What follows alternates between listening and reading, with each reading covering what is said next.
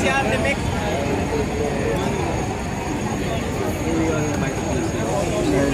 Wala na ka. Hindi.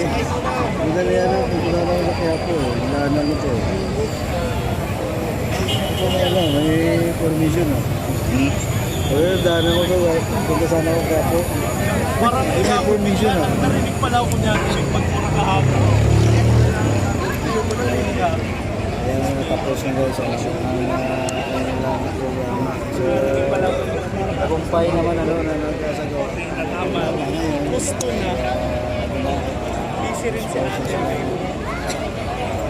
Pabalik natin sila sa kanilang pinagalingan.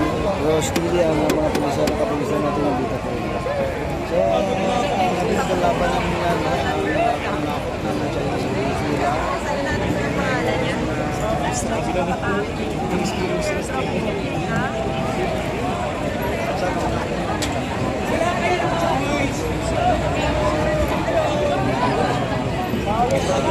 Malis na rin yung sektor ng kantin. Teka lang. Tinitingnan ko kung saan to. Baka kasi